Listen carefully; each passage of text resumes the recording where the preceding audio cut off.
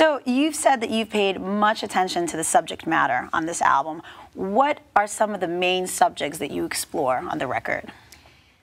Independence and kind of finding yourself as a young woman and solidifying your identity, you know, finding that and not having that identity be shared with a guy, you know, not chasing after being a part of a couple, you know, about really being strong, independent, successful.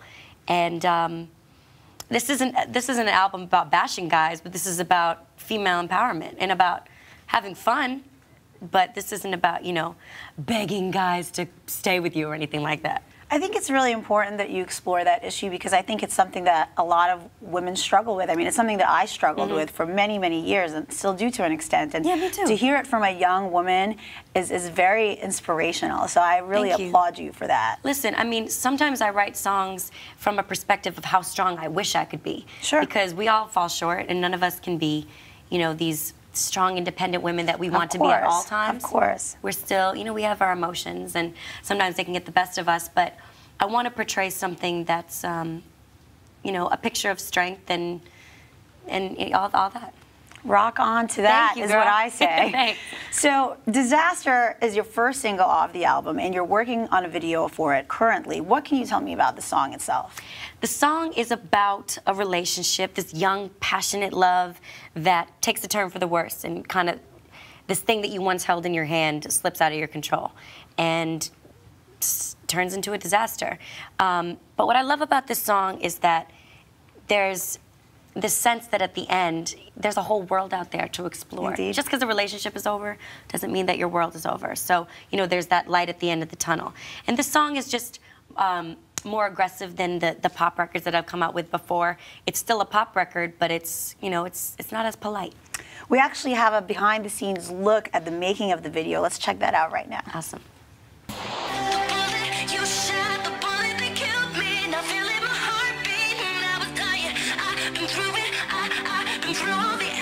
So now she's grown up, so I want to give her a visual that kind of matches where she is and the maturity in her life, and give her a visual that matches that right now. This isn't my first ride around the merry-go-round. I wrote basically this whole album, so if I'm not involved in the creative aspect of how we represent it, I wouldn't feel comfortable.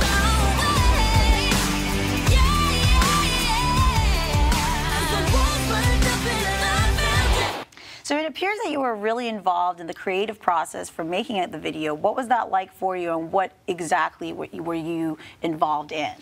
It's important to me that all aspects of kind of this atmosphere that is being created around Jumping Trains and this new project, it's important that I'm involved in it because the, you know, creation of the album was really a labor of love and just my heart. So I want to make sure that the visual represents that in the right way. So I worked closely with Benny Boom and my team to make sure that we chose visuals and an environment that kind of helped paint the picture of what I wanted Disaster to feel like.